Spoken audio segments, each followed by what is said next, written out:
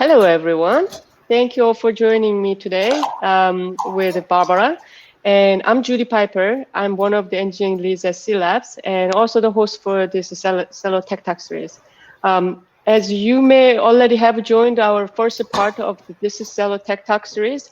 This is the workshop, interactive workshop to help you set up your own first DApps on Celo.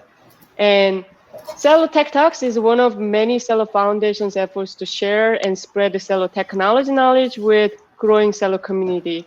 So for this reason, the first Celo Tech Talk, back in April, we started with the introduction to Celo, all the way to now we are running the workshop.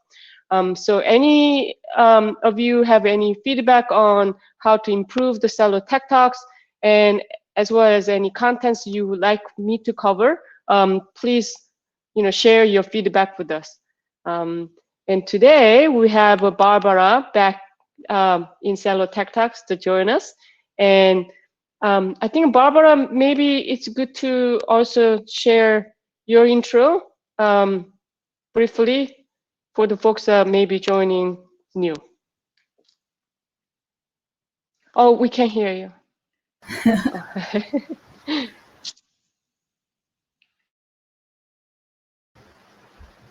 Okay, how about now? Good? Okay, great. Hi, everyone. I am Barbara. I'm coming at you from Utah.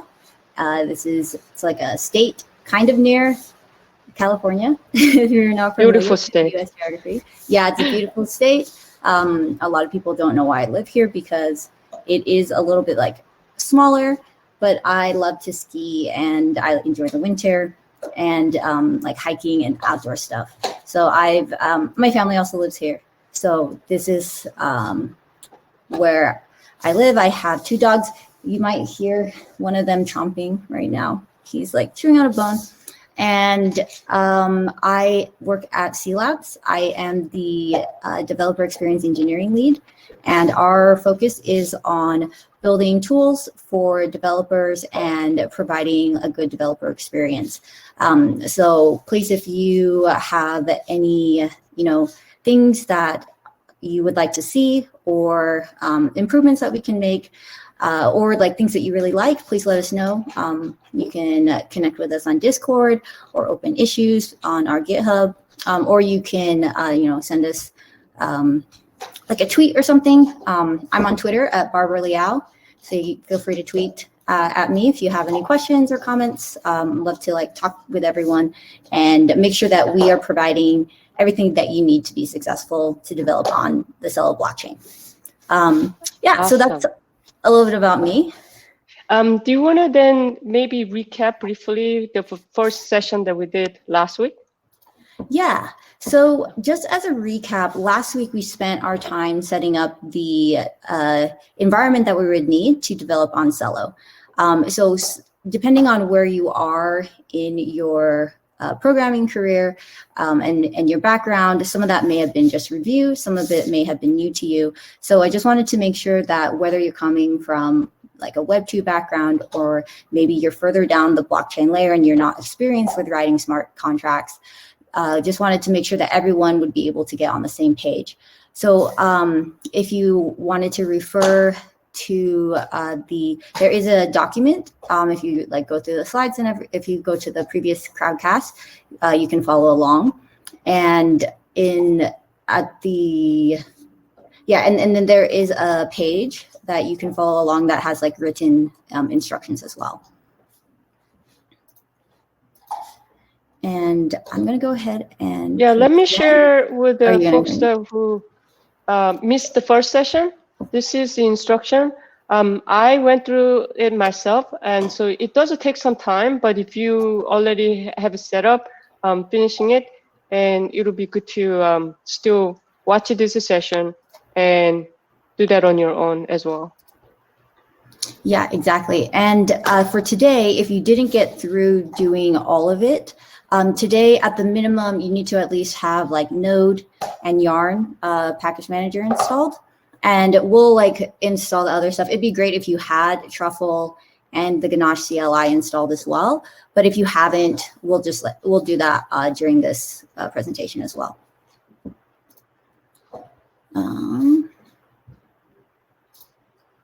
So do you want me to go ahead and share screen, Judy? Yeah, you can share your screen now. Okay. Okay, hopefully I don't click out like I did last time. Share screen. And there's an ask us question at the bottom of the menu bar. You can, post your questions, and Barbara and myself periodically take a look at it, and we can stop pause the session and answer your question as needed. Yeah, some questions it might be better to be answered at the end of the session. Yes. Yeah. Cool. So just like a quick agenda. We're gonna like recap for part one. So we kind of like did that a little bit. And then we'll go through a couple other concepts as well. Then we're going to discuss a financial term and just like general financial terms that I think is important to understand of why we have smart contracts. Just touch a little bit about the similarities between Celo and Ethereum. And then we'll just like kind of look at a little bit about like smart contracts in general. And then we're just going to go ahead and write a simple contract. We're going to start from the beginning. I'm going to assume that you don't have any blockchain knowledge. So if you do happen to have blockchain knowledge, hopefully this will just be like a nice little review if you've written contracts before. And then you can get you set up to write more complicated contracts. And I just want everyone to be familiar with the different tools that there are and are comfortable with like the process. Okay, so last week, we did a quick review of Web 2 and Web 3 similarities. And I just want to like go over that really quickly so we can see here that whether you're developing for Web 2 or Web 3, you're going to have the same front end. Whether you're going to have like a client UI, probably an application server, and you're going to be using the same languages. If you're developing for mobile, you'll probably use something like React Native, and like frameworks like Expo. If you're doing web development, browser applications, you'll be doing JavaScript, might be using a framework like React and Vue and Angular. So the front end part is going to be the same, regardless of whether you're a Web 2 or Web 3 application. The difference comes when we move it into Web 2 and Web 3, the platform changes, but the flow of actions is going to like remain the same.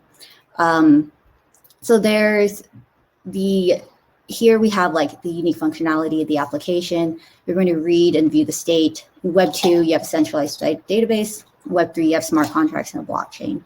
If you're doing any sort of like transfer of value in Web 2, you're going to use a payment processor like PayPal or Stripe. And in Web 3, you're going to use a crypto wallet.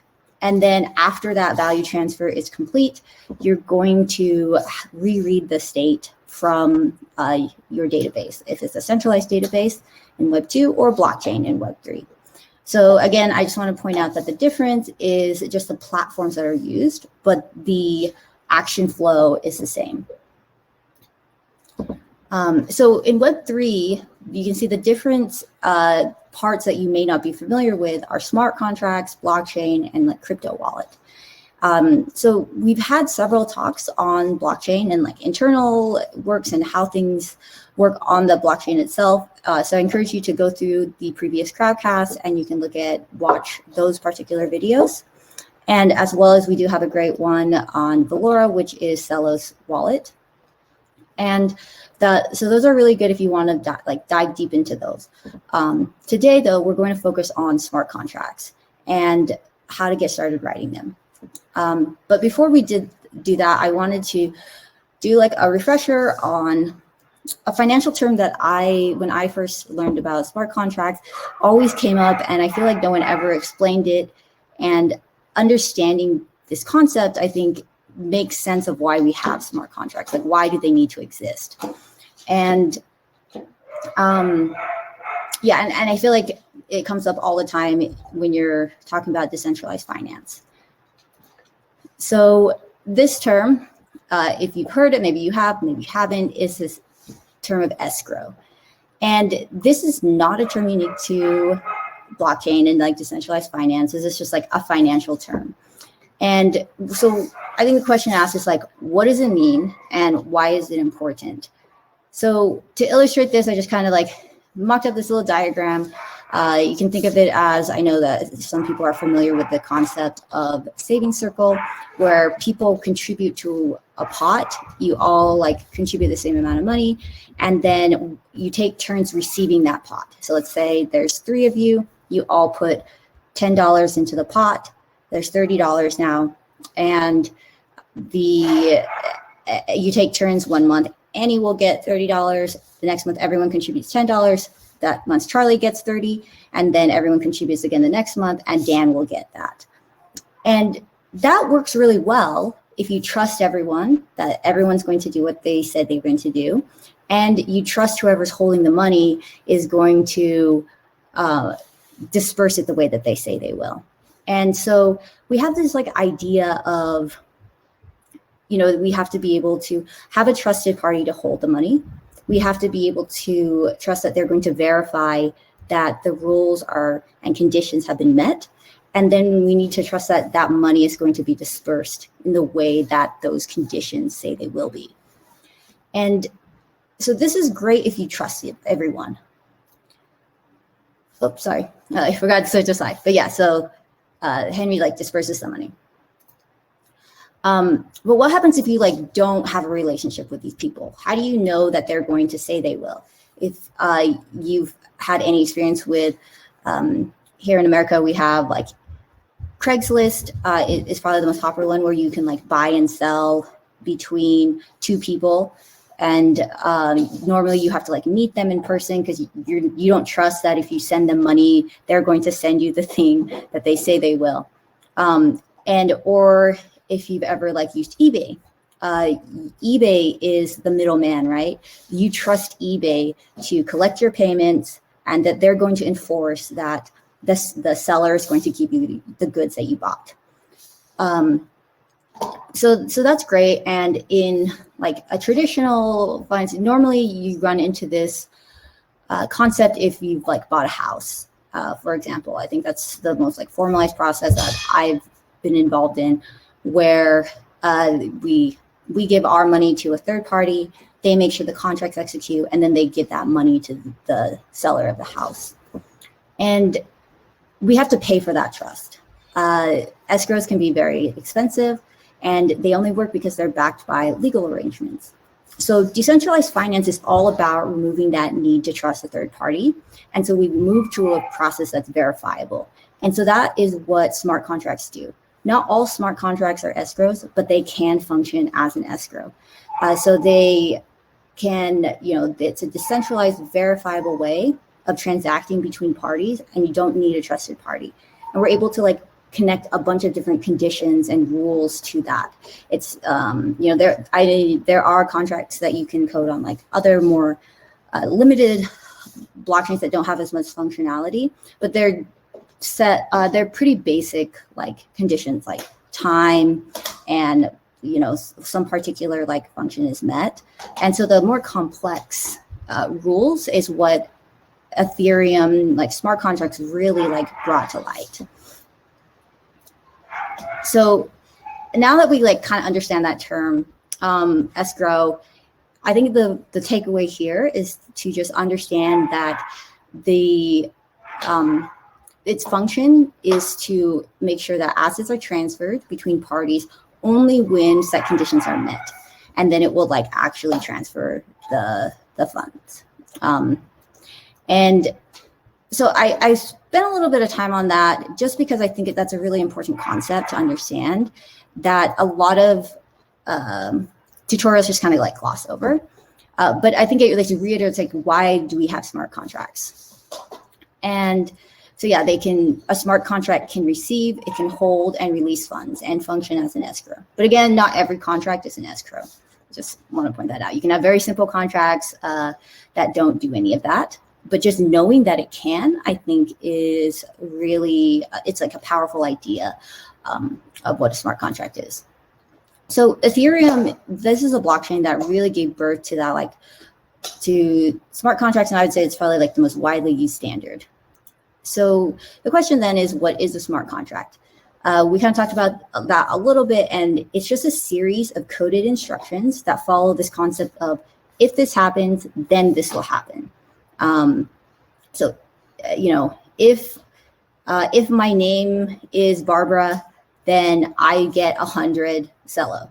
And, or, you know, if, you know, let's say we're building a savings circle, that's the sample contract DApp kit that we talked a little bit about before. You know, if it's my turn to receive the funds and I have not received them yet, then the contract will disperse them to me after a certain date.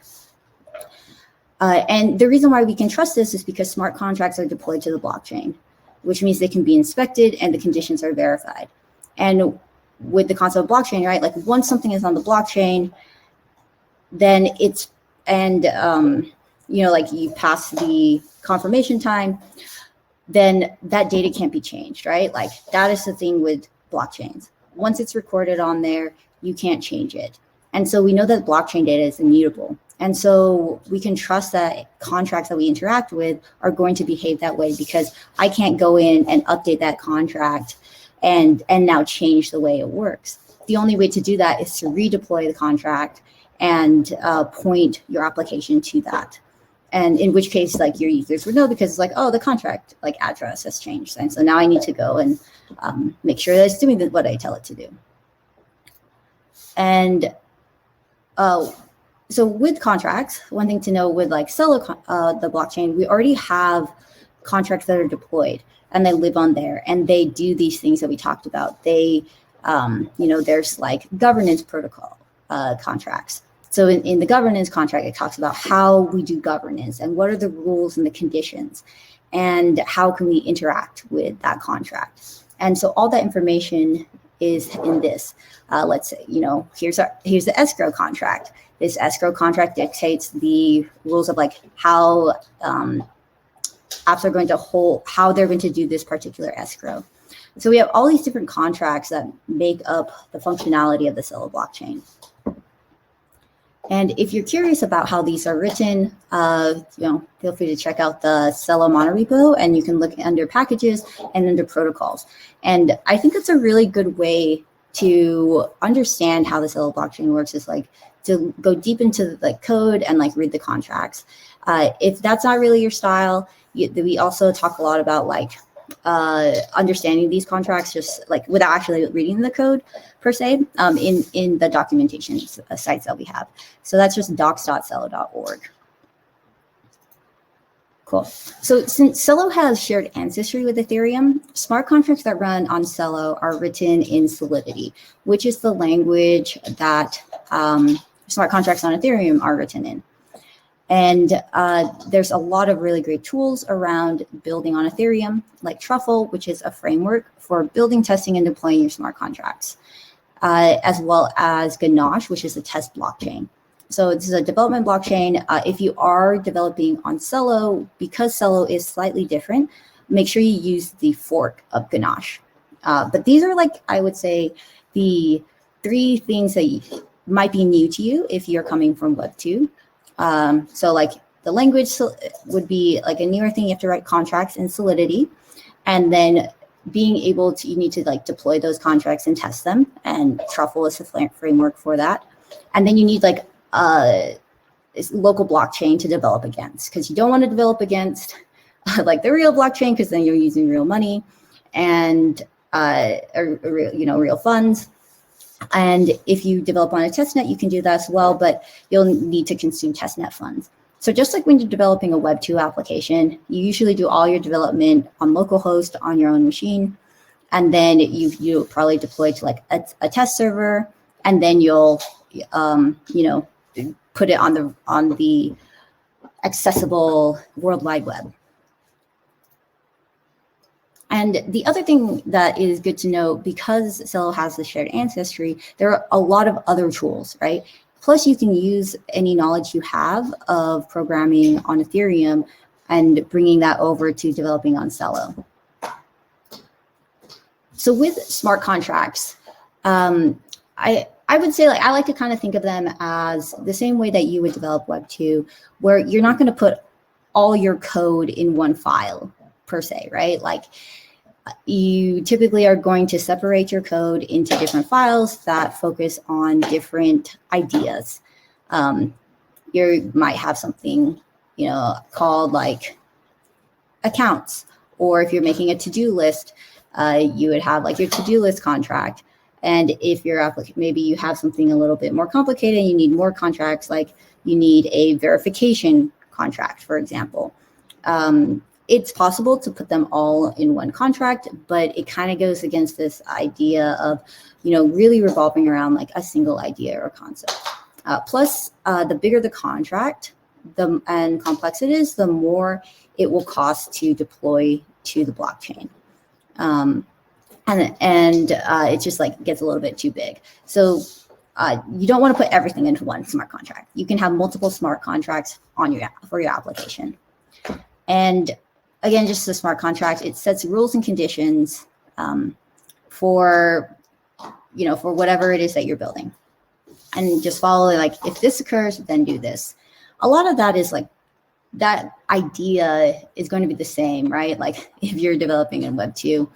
And the other thing to know is that you can consume other contracts in a contract. So a contract can inherit properties from other contracts. And this is something that I think can be the first time. A lot of sample ones don't really like kind of talk about that, but yeah, you want to be able to like share code, right? Like, let's say you have like a verifications contract, and that has you can use that for multiple different applications. You want to be able to like put that into its own contract and then have all your contracts read that same bit of information. Cool. So I think that's enough to get started writing contracts. Does anyone have any questions before we move on? Let me see if I can show the ask a question.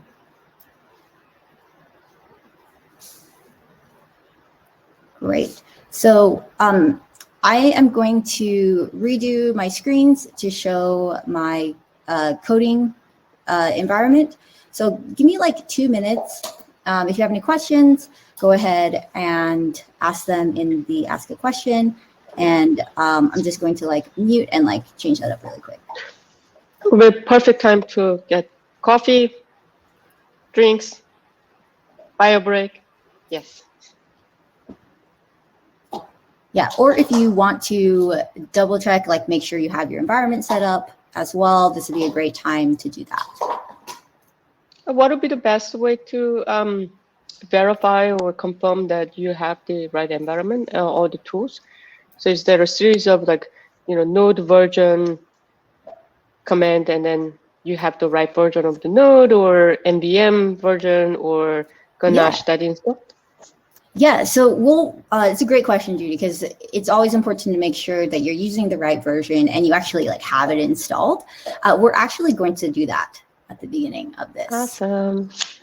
I read your mind. Okay, I have like 1 million windows open, so I'm just going to close those really quick.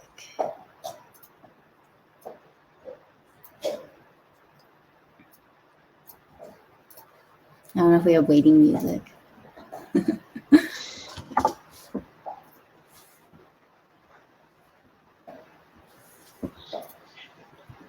There's a song stuck in my head, Jerusalem.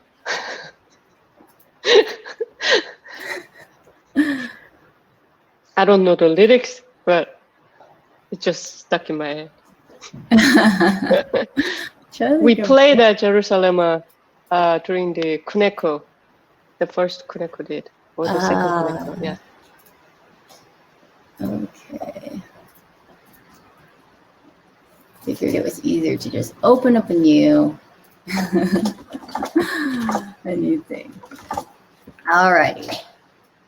One sec. I used to have 2 monitors, and I let my brother use one, and I really miss it because now I'm like, too many windows open.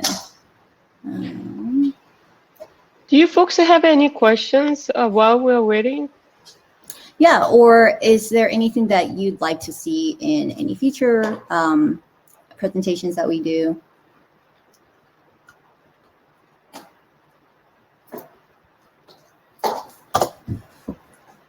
Okay, let me share this screen. Everyone's still waking up today. Very quiet audience today.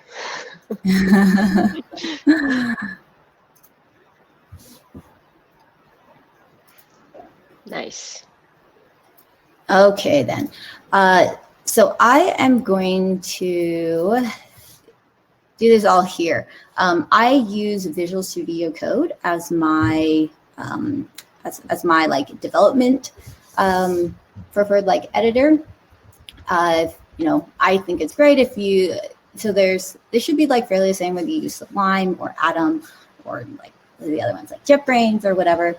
This is just my preferred platform. And so we'll go ahead and get started. Let me make this terminal bigger. Is that big enough? Or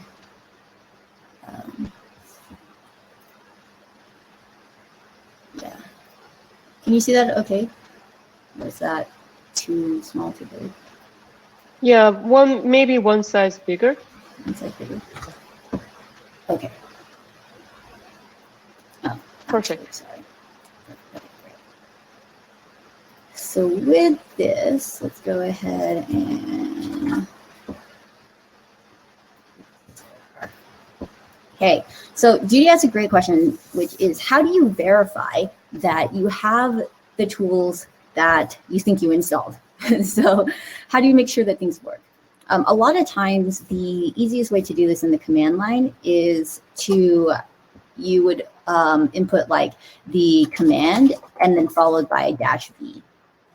So for us, what we want to do is last time we talked about like installing a node version manager, so like NVM, or you can just install node. So the way that you would check what version node you're using is you would just type in node and then -v. And -v is short for version. So you can also like write version. Oh, sorry. We'd be like -- version. And if the shorthand is -v. So you can see that I'm using version 14.15.1. And if you remember from the previous one, we want to make sure that our version is at 10, right? So the way that we would switch between node versions is using NVM. So if you want to check that you have NVM, you do NVM -v, and I have that version. If you don't have this version, refer back to the previous instructions to see how do you install NVM. I'm going to assume that you have this, or you're going to install it really quick right now. And we're going to say NVM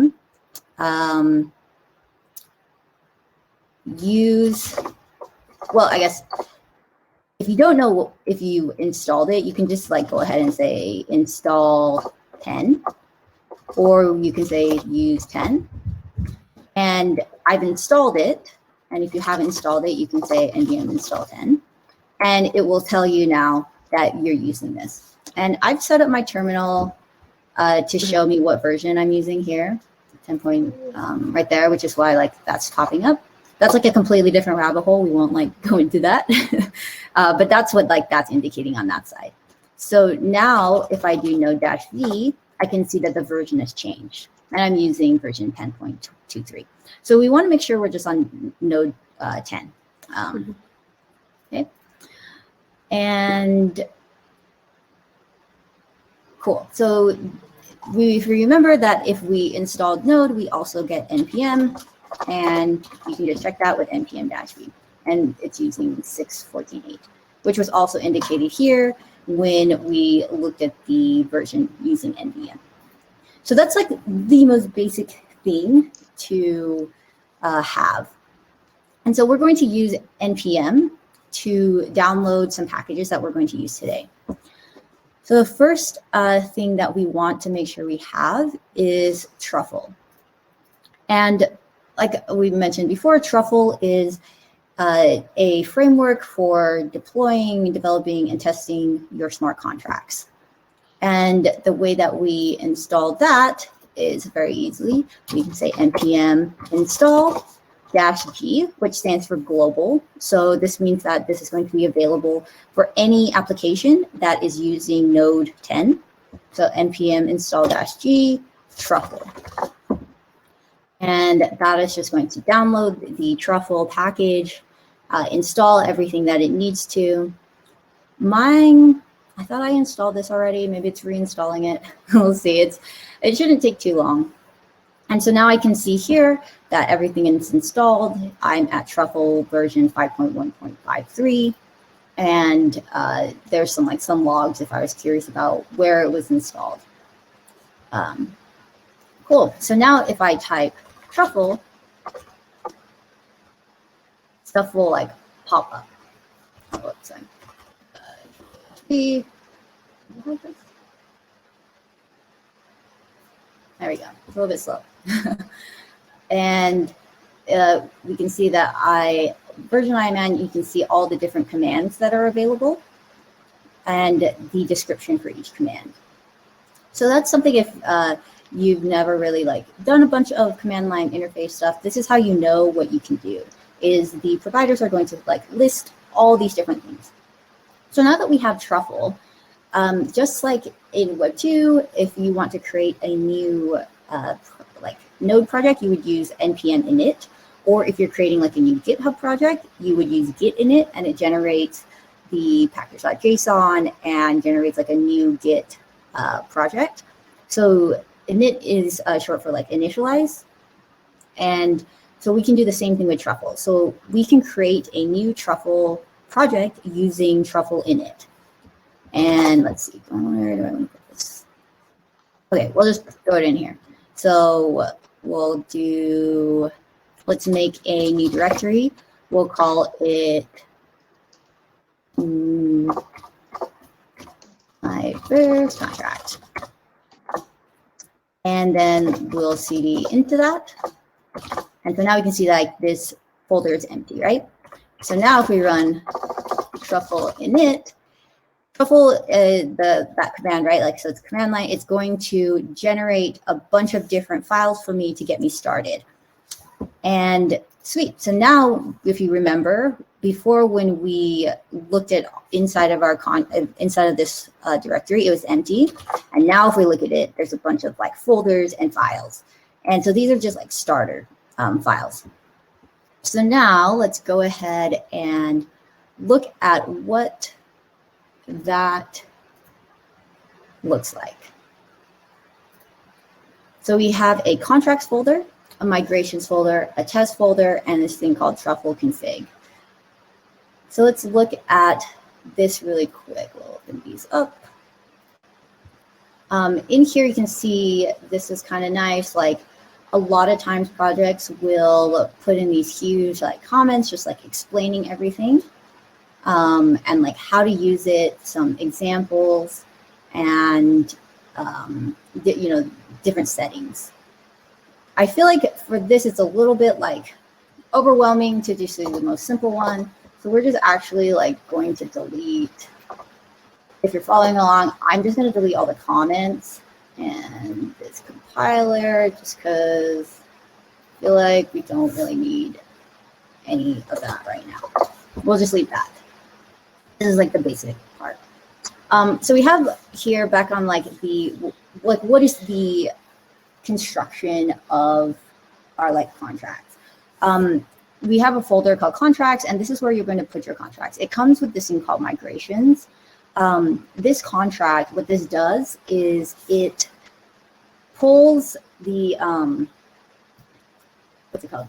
It moves your contracts from your computer to the blockchain. And this is a contract that is the initial one, and you can add stuff to this. And then we have our migrations folder, which actually moves it. So the migrations is a deployment script. and is I think the easiest way to think about it. And then we have our test file. So we're going to put our test files here. So with this, let's go ahead and start writing a contract. So just to make sure that we kind of just understand how this works, we're going to just do a very simple contract. There's a lot of really great projects that have already been written on Celo. You can check those out in our DApp gallery on our documentation page. And you can kind of see the complexities and different ways that you can write contracts. So I encourage you to look at those, and there's a lot of really great projects. But for this, we want to focus on understanding how to write a contract. What are the different things that we need to make sure we have in our contract? So we're going to do the classic hello world, where we're just going to do a couple simple things. So with Solidity, and what's nice about this again is that because it has shared ancestry with Ethereum, we write this just like we would an Ethereum contract. And the first thing that we have to do is this declaration that states the compatible compiler versions. And the way that you do that is you write pragma solidity, and we're going to do greater than equals 0.5.0, but less than 0.7.0. So that's what's saying is the versions are going to be greater than this version, but less than this version. And I don't know why my linter doesn't like this. I like 2 spaces, so I'm going to change that right here. And now we're going to, so this just states, specifies compatible compiler version. So this is going to be at the top of every contract file that you have, which is denoted by their .sol files, which is short for Solidity, just like we have JS files for JavaScript. So here you can see too, this one is this version.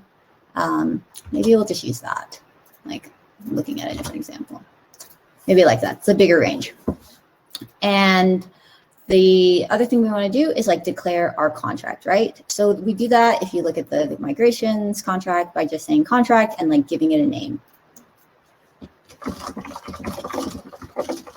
So typically your contract file name is going to reflect the name of your contract just for consistency. And, it's a lot easier to do if you do that.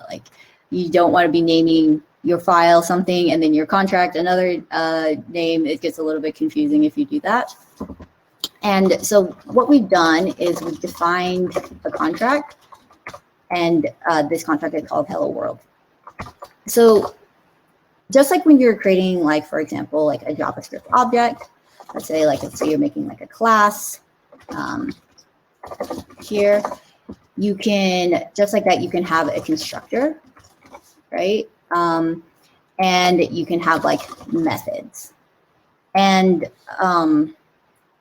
that you would have here. So it's a very similar concept. So Solidity is very similar to JavaScript. So it should feel fairly familiar if you have a JavaScript background.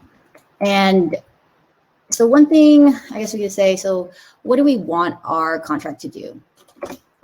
And just as a simple, for me, we want to get our contract name, or let's say get our contract name, and get name from contract, not contract name, get name from contract. We want to be able to set the name, and we'll just focus on those 2 things. So what we need to do here is define the name first, right? So in Solidity, it's a statically typed language, which means you need to declare the type of your variable. So in JavaScript, we could typically just write something like this is really common, right? We often see that. And so that just is initializing it to an empty string. But we can change this later on to be something else, right? Like if we wanted to, we could like change it to be a number. What Solidity does is once you set a type, or if you're like familiar with TypeScript, you have to like, you can only change the variable according to that type. So if you set it as a string, it has to be a string. If you want different types of variable, like if you want to be able to set it to different types later on, you have to declare that. And so with Solidity, we're going to, we know we want to have a name. We'll start it, we'll just call it Celo. And this is a string. So we have to like declare that, right? We have to say, yep, this is a string. And then let's write a couple functions, right? So we're going to write a get function and a set function. So the first function we write is, we'll call it get name. And the other unique thing about Solidity is we have to declare how our functions are accessible. So if you're coming from like a JavaScript background, a lot of times we use like underscore to use like to say like, hey, this is like a private function, but technically anyone can call it. There have been some developments, right, with the new versions of ECMAScript where you can actually like declare private variables. And I know there are some languages that do this, but that is like the common, I guess, practice. But with smart contract, you actually just declare it. So get name is public. And what that means is that basically anyone can call this function. You can call this function internally, a transaction can call this, or like other contracts can call this. So this is something to like take note of. If you have a function that, you know, you want to limit access to, like let's say you're creating a contract that mints tokens, you don't want everyone to be able to call that function, right? Like if that function was public, then anyone can just hit that and be like, generate tokens for forever. And then that's like not what you want, right? So if you do happen to have a private function, you just like say, hey, this is private. There is meaning only the contract can call it.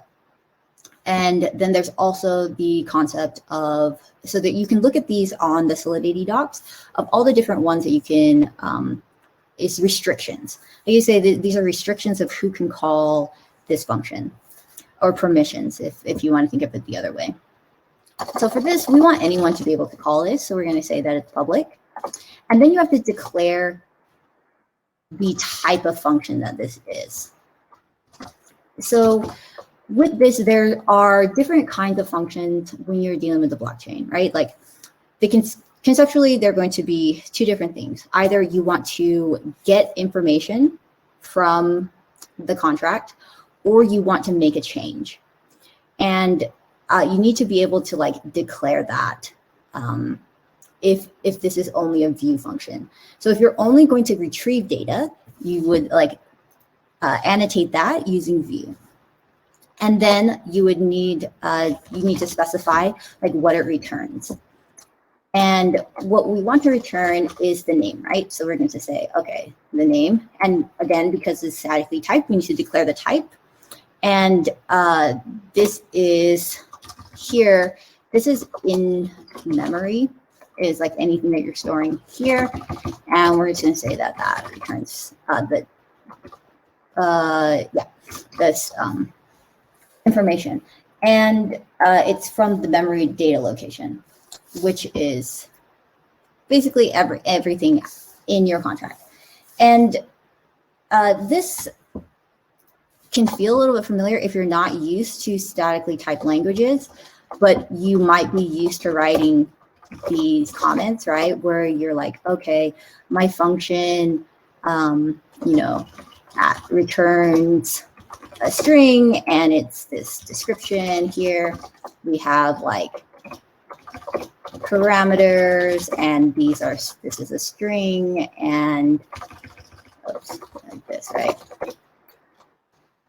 And you know, let's call it like, we don't have parameters here, but let's say we did, and we call it a name, and then we describe it, right? So these are just, if you're used to writing comments, you can think of it as, oh, I'm putting my like documentation into the actual like function declaration. And like now it's enforced. Now I don't have to do something like make sure that this is a string, make sure that this is, you know, whatever I say it is. So that's what we have here. And so then that's just like setting up, like we have to say like, again, who can call this? What type of function is it? Is it view? Or like, are we just like wanting to look at data, and what does it return? Oops. Oh, this is my bad. I put this in the wrong place, sorry. This should actually go here. It's not part of the function. Is this just setting different things here? Format this a little bit easier to read. So now here, this is where we're actually going to write like our function. Can I words today? Function does stuff. I can't think of the word. So we'll say that. And this is really basic. All we want to do is like return the name, right? And that's what we said. So return the name. Cool. So we'll write one more function, which is like set name, right? So again, we have this function, and Solidity says that we need to declare the permissions of like who can call this. And let's just go ahead and the other thing you say is you can also do like external is the other one. And external means that it can only be called from an external like contract, an external source. That means that like this, if I wanted to like put set name here, I like can't do that because this contract here, we're saying like it's external. We don't have to do that. If you want it to be public, you can make it public. I just kind of want to show like a couple different indicators here of permissions. So this would mean that like it can't call that. So we're gonna say this is external function. This one we actually do need to like set some parameters, right? So what we are taking in is it's going to take in one parameter, right? We just want to say this is the name that we're setting it to. And let's call that name new name. And we know it's going to be a type string, right? And the other thing though that to note here is that we do need to call it by call data. Is just like another, this says where this is located, where's like the data source. You can read more about that like in the docs, but that's just something to note here. If you ever see like, you're like, what is call data? It's just saying like, where's the data location for this? And okay, yeah. And so then all we have to do is we set the variable to new name. So this is like a very, very simple contract, right? Like, again, we can do like more complex things. We can if we wanted to like expand on this contract, we can set parameters to, you can only set the name if you pay a certain amount, or you can only set the name if you send in this like special like secret password or something, or if your address matches a particular address. And we can do a lot of different functions here. So now the question is, we're like, sweet, we wrote a contract. What do we do now? What we need to do is compile it. We need to say like, put my contract like all together, right? And the command to do this, let's open up the terminal again, is truffle compile. And that just like, truffle does a bunch of stuff under the hood where it like compiles the contracts and like writes them, and it builds these things called artifacts, which just allows it to do a bunch of different like testing and deployment stuff. And then the other thing we want to do is we need to set up our truffle config, if you remember looking at that before, and we need to say like, where is our blockchain? That's essentially where this is. Where is our blockchain going to be when we set that up? it's very common to name your development blockchain this development, and we're going to set that. But I just want to like introduce that really quick. Then let's go ahead and back out of this a little bit, and we're like, okay, we don't know what to put here yet, so we'll just leave that. And like talk about like we need to deploy this to the blockchain, right? Like how do we make sure that well, we want to write tests, right? Like how do we make sure our contract works, and then how do we like run those tests? So with this development, we're going to use the Ganache CLI. And the way that we do that is to install the Ganache CLI fork from Celo. So again, we're just going to npm install -g, which is globally install this, the Celo package CLI. So this is going to like pull everything that it needs to in order to run this like local blockchain. And for like further commands, like if you want to interact with this more, you can look at the repo and see all the different things that you can do. So now that we have that installed, we want to start it, right? We need to start our blockchain. So we would use the command ganache-cli, and we're going to set it to a port. It's common to set it to 8545. Some people set it to 7545. We'll just do 8545. And we're saying, oh, I'm already using it. That's why it won't work. We're saying, hey, I want you to start this blockchain, and I want it to run on this port. Why no die?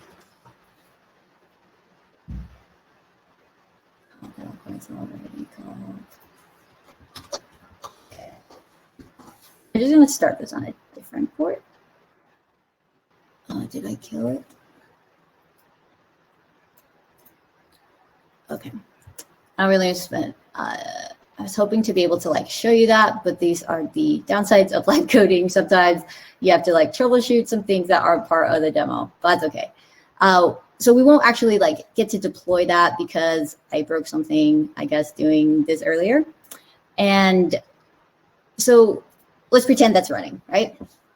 And so we need to declare where that is on our contract, like in our truffle config. So localhost is 127.0.1.0.1, and then whatever port you deployed it on, we pretend it's on 8545, and then this is like the name, and the star is just like, hey, I want to match this to any network ID, and that's how we like.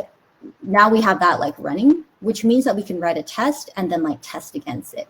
So the thing that we want to test, let's go ahead and like create a new file. Let's call that hello world test. What's nice is that you can write your test in JavaScript, you can write it in TypeScript, and if you want to test, like you can also write it in Solidity. But we just want to like kind of make sure that it works. So the thing that you need to do is, if you remember when we compiled our contracts, it gave us artifacts. And the artifacts is what we're going to use when we're testing. So we're going to call that the same name as our contract. And we're going to use this method called artifacts.require and the name of our contract. And then we're going to write our test. So in JavaScript, a lot of times you like see these like describe blocks, right? When you're writing tests. We can do the same, it kind of functionally is the same, but we're going to say like contract. We're going to give it the name of our contract, and then we're going to put our callback here. And, oh my goodness, why? We're going to write our first test. So the first test we're going to do is we just want to make sure that does our function work the way that I think it will. And our function get name is supposed to return the Celo name, right? So we write what our test should do. So it should return Celo as the name. And then we'll write that here. I'm going to use async await, which is just like syntax for being able to call asynchronous functions without using like promise chaining or callbacks. And it does use promises under the hood. So we're going to create an instance of our contract. And what we need to do is like get the deployed.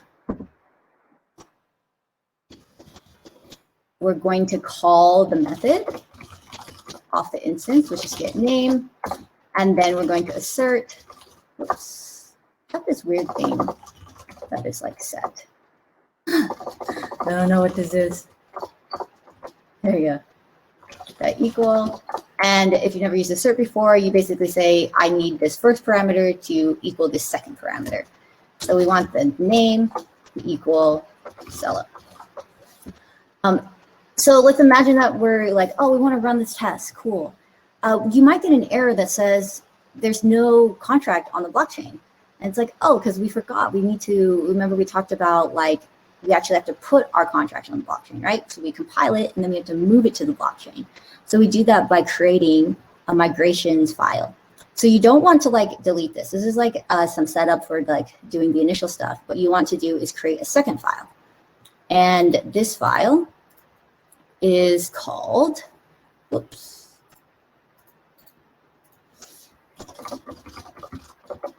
It's called to deploy contract, and it's common to like do these numbers so that you know this happening first and this happening second.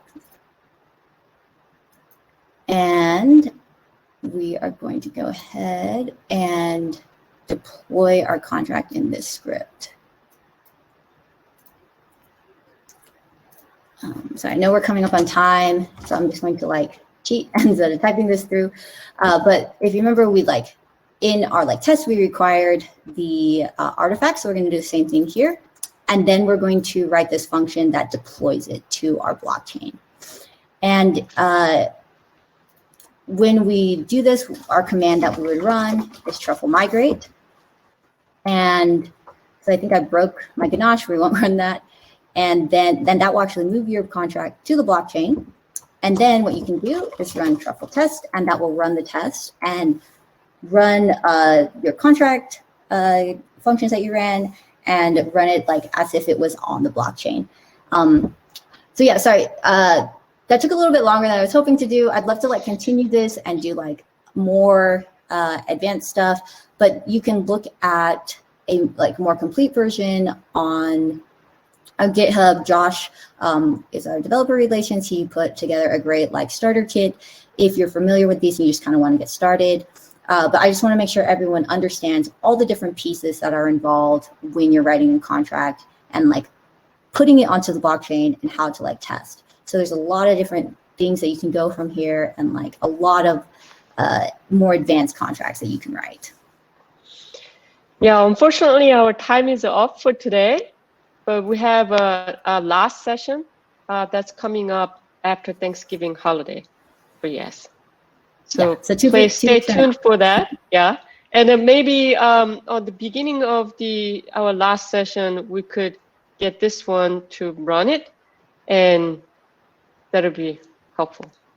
Yeah. So if you have questions, please ask me on Discord, or you can also like tweet or whatever. And yeah, like we can build more off of this and actually like move on to like doing like mobile DApp development, connecting our contracts with our front end. Awesome. Cool. Thank you, everyone. Thank you, Barbara. Okay. Bye. Bye.